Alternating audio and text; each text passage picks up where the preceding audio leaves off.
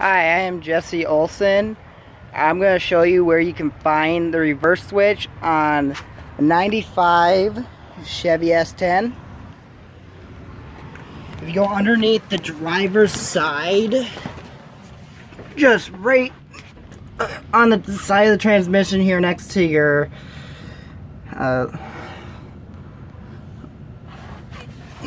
next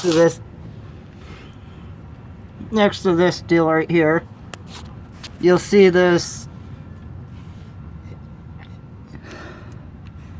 You'll see this. This is your reverse light switch.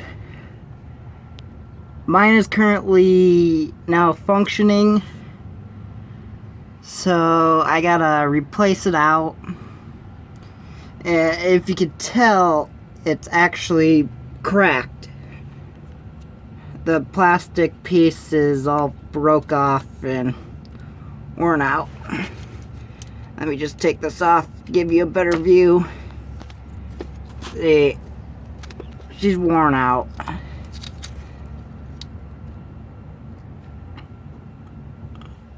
Yeah, it looks like I may need a new end